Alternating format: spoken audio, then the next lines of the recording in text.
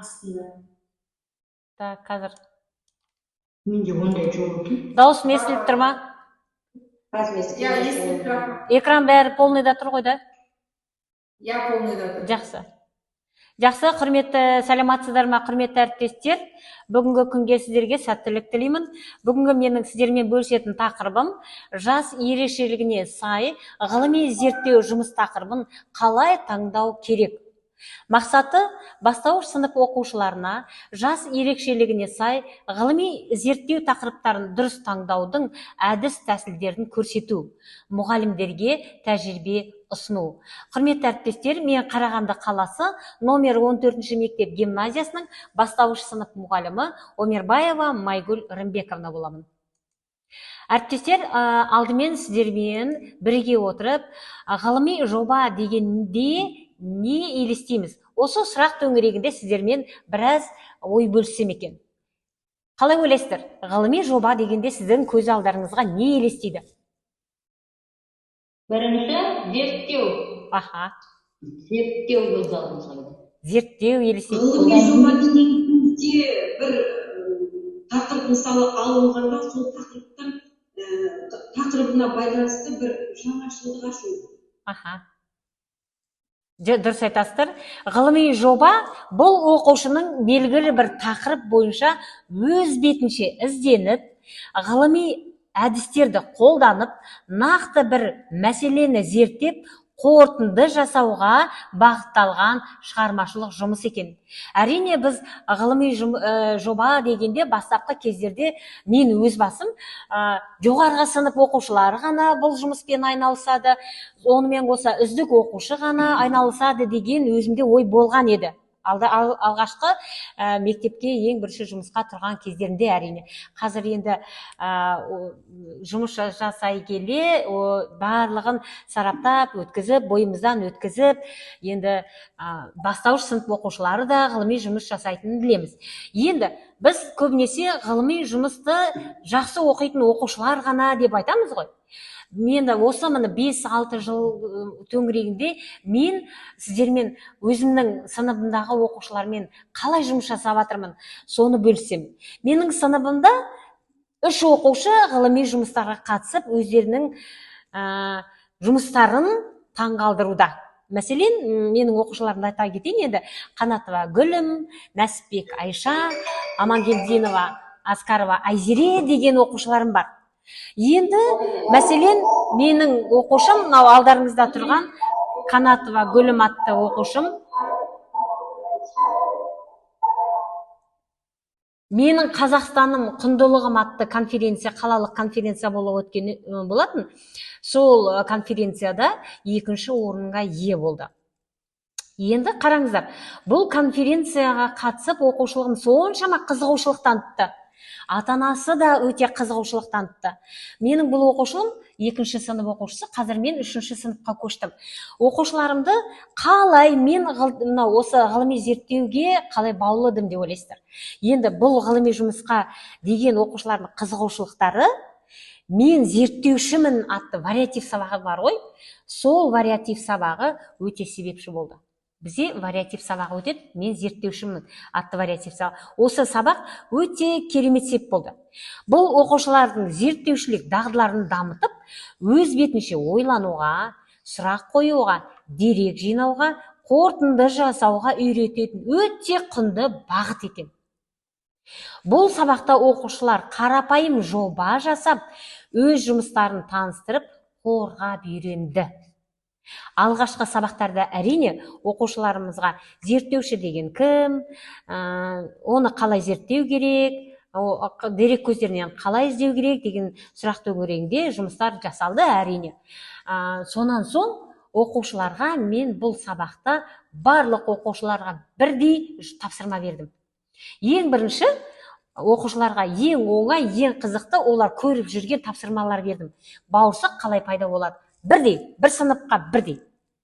Бауырсақ қалай пайда болады, қалай жасалады, соны аналарымен бірге отырып, кәні көріңдеші, зерттеп көріңдеші, ол қалай жасалады деп.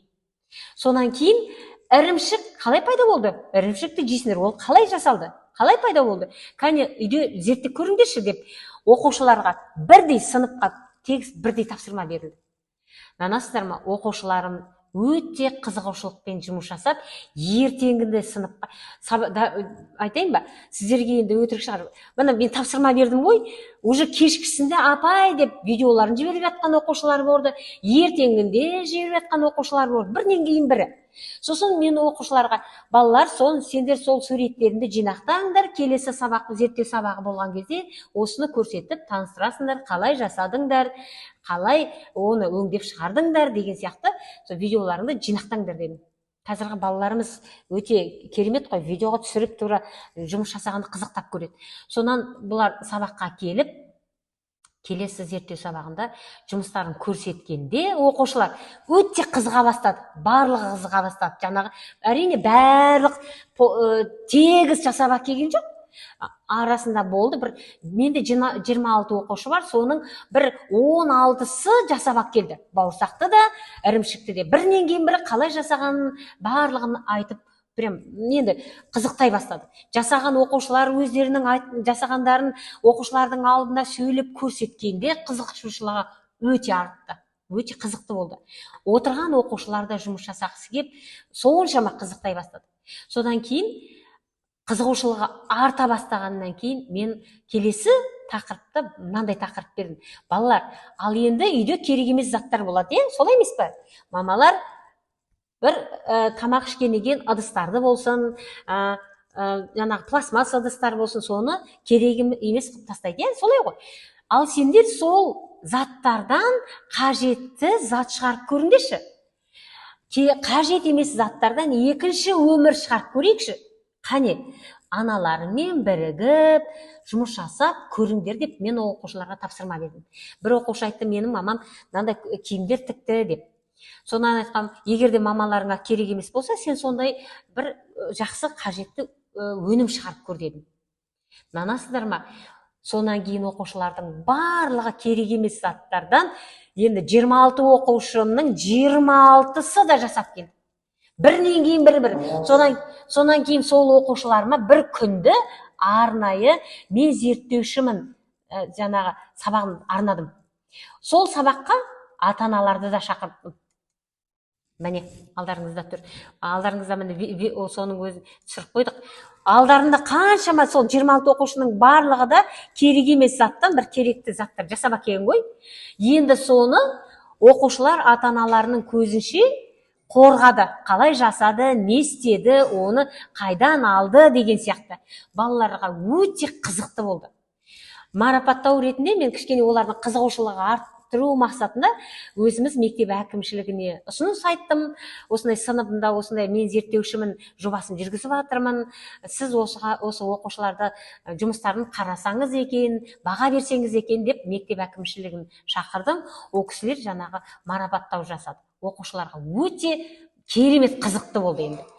Сонан кейін енді келесі мен сол оқушылардың жұмыстарын, яғни жаңа айттым ғой, қажет емес заттардан екінші өмір жасап шығардық. Оның мақсатын түсіндірдік. Табиғатты қорғауға, қаржыны үнемдеуге, әрі оқушылардың шығармашылық қабілетін арттыру мақсатында осындай жұмыс жасады. Және көрдіңіздер ме, қоқыс жәшіктерінде жасап әкелді ғой оқушылар. Әрине бұл енді балалар екінші сынып қой, өздері жасай алмайды ғой дегенмен, аналарының көмегімен ғой дегенмен бұның барлығы. Сол оқушылардың жұмыстарын Зейінді бала халықаралық журналы бар екен, сол журналға жарияладым. Ата-аналарға ұсыныс жасадым, оқушылардың сосын шыққаннан кейін журналды көрсеттім. Міне балалар, сендердің жұмыстарың қандай керемет, міне осындай журналға шықты деп. Содан кейін мектеп әкімшілігіне ұсыныс жасап, мектепшілік конференция ұйымдастырдық. Мектепшілік конференцияда ата-аналарды да шақырдық жаңағы. Ата-аналарды шақырып, одан кейін қазір менің оқушыларым екінші сынып оқушылары, үшінші, төртінші сынып оқушыларын қонаққа шақырып, сол оқушылардың алдарында жасаған жұмыстарын қорғады. Енді алдарыңызда мына суретте байқап отырған шығарсыз, оқушылар мынау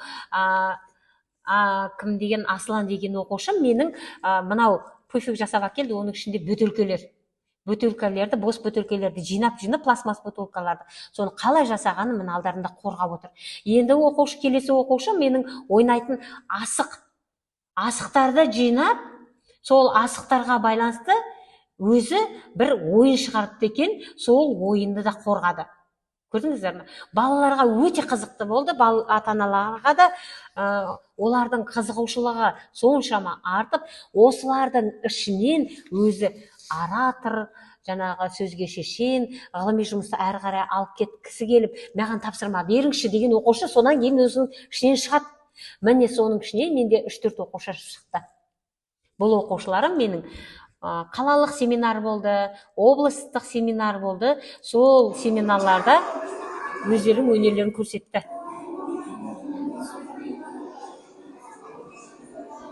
Оқушыларым, яғни ғылыми жұмыс жасағанда кейбір оқушылар енді шыққанда қорғағанда, сескеніп, ұялады, соның ішінен өзі жаңағындай оратор оқушы шығады.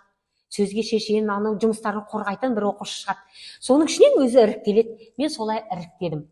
Оқушыларыма биылғы оқу жылында міне ұлы дала тұлғалар атты тапсырма бердім. Бұл осы 4-ші тоқсанда. Сол 4-ші тоқсанды аяқтаған кезде тапсырма бердім. Оқушыларым барлық тегістей жұмыс жасап алып келіп, ішінен іріктеліп өзі шықты. Бір оқушым, жаңағы Нәсіпбек Айша деген оқушым мектепшілік конференцияда өзінің жұмысын көрсетті. Енді әріптестер, сіздерге айтайын дегенім не? Оқушыларды қалай таңдаймыз деп отырмыз ғой. Сол оқушыларды барлық сыныпты қамтысаңыздар, ішінен іріктеліп біреу шығады өзі. Сосын маған тапсырма беріңізші деген өзі оқушы шығады, онымен қоса ата-ана да шығады екен. Енді оқушыларға берілетін тапсырма, ол қарапайым өздеріне ұнайтын болса, өте жақсы, олар қызығушылықпен орындайды екен. Сосын арасынан ұлттық құндылықтармен байланыс болған өте жақсы. Енді менің қазір сыныптарым, сынып 2-ші сынып оқушыларым міне мамыр айында оқуға демалысқа кетіп бара жатқанда, мен оқушыларға мынандай тапсырма бердім. Балалар, келесі осы жаз бойы осындай жұмысты зерттеп, қыркүйек айында келген кезде сіздер осы жұмыстарыңызды дайындап, оқушылардың алдында қорғаймыз деп мынандай тапсырма бердім. Ол 7 санының құпиясы, қымыз шипалы сусын, менің отбасымның шежіресі, мен тұратын көше атауының тарихы. Оқушыларға менде 3 қатар ғой, сол 3 қатардың әрбір қатарға бөліп қойдым да, ең соңғы мынау мен тұратын көше атауының тарихы дегенге бәріне жаппай бердім. Балалар, осы жұмысты барлығыңа бірдей, бірақ кім жасап келеді осы жұмысты? Өз еріктеріңізде деп, осы тапсырманы мен бөліп бердім. Сіздерге де осындай тапсырманы ұсынамын. Оқушыларға өте қызыға орындайды. Нанасыздар ма, дәптерлеріне жазып алып, мамаларына хабарласып, міне бүгінгі таңға дейін мен мұғалім, мен мына тапсырмамен жұмыс жасап жатырмын деп айтып жатқан оқушыларым да бар. Енді жұмыс сәтті болу үшін, әріптестер, тақырыпты дұрыс таңдау басты шарт екен. Жас ерекшелікті ескеру, қызығушылықты басшылыққа алу және ұлттық құндылықтармен байланыстыру арқылы оқушының тұлғалық дамуына оң ықпал етуге болады. Ал енді әріптестер, менің ұсынысым сіздерге. Мектепте шағын ғылыми жоба шеберханасын құрып, жыл сайын бастауыш зерттеушілер форумын өткізсек екен. Осыны мен өзімнің мектебімдегі мұғалімдеріме де ұсынып отырмын. Келесі жылы осы бастауыш зерттеушілер форумын ұйымдастырғым келіп отыр. Сіздерге де мен осыны ұсынамын. Құрметті әріптестер, мен бүгінгі сіздермен бөлісемін деген тақырыбым осы болды. Кері байланысым міне WhatsApp желісіне кері байланыс жазуларыңызға болады. Сонымен қоса, менің Instagram парақшам, YouTube каналым, барлық жұмыстарым, мектепте қандай жұмыс жасап жатырмын, оқушылармен қандай ғылыми жұмыс жасап жатырмын, соның барлығы міне YouTube каналымда, Instagram парақшаларымда тіркеулі. Хабарлассаңыздар да болады, көмегім тисе, көмектесуге қол ұшымды беруге әзірмін. Тыңдағандарыңызға рахмет. Бүгінгі спикерлерге сәттілік тілеймін. Ұйымдастырушы сізге көп алғыс. Жақсы, рахмет Майгүл ханым, бөлісіп жатқаныңызға, қанша жұмыс жасап Атқаныңызға бәрін көрсетіп жатырсыз, өте жақсы, тамаша ес айтар, жақсы идеялар беріп жатсыз. Барлығына үлкен рахмет. Әріптестер де кері байланыстарын беріп жатыр. Слайдыңызды өшіріп тастасаңыз, әріптестер Мадур ханымға беретін кері байланыстарыңыз бар ма?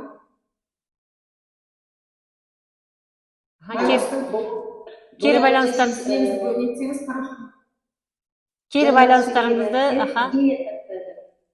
бізге мен мысалы бұл кісінің идеясын мен өз қорытыныма салып отырмын. Сыныбым 1-ші класс бітір аяқтады, 2-ші классқа көштік, 2-ші сыныпта осындай менде жалпылама тапсырма, менде неге бермеске, бізде осылай неге жұмыс жасамасқа, ішінен сосын ең жақсыларын таңдап неге алмасқа деген ұсыныс өте жақсы. Тамаша, рахмет, құрметті әріптестер, керемет. Тыңдағандарыңызға рахмет. Қазір слайдымды өшіріп, енді келесі спикерге сөз кезегін беремін. Рахмет. Әріптестер, жаңа Майгүл ханымның идеясы өте тамаша. Сыныптағы сонда балалардың ешқайсысы қамтылмай қалмайды, барлық баланың барлығы қамтылады. Ата-ана тарапынан да ешқандай өкпелеушілік болмайды. Біз үштік одақтық жұмыс жасап қалыптасқан енді ортамыз ғой негізі. Бұл жерде де ата-ананың жаңағы бала өміріне араласып, мектеп өмірі араласып, мұғалімнің жұмысының жеңіл емес екенін көріп түсінуге жақсы тапсырмалар бар. Өйткені отбасында олар бір балалармен жаңағы тіл табысып жұмыс жасаудың өзін үлкен қиындық көріп жатады. Мұғалім 30 баламен жұмыс жасайды. Осындай жақсы идея бергеніңіз үшін Майгүл ханым, сізге үлкен рахмет. Еңбегіңіз өсе берсін, ары қарай да биік дәрежелерге көтеріле беріңіздер, қай-қайсыңыз болсаңыздар. Ендігі сөз кезегі Маңғыстау облысы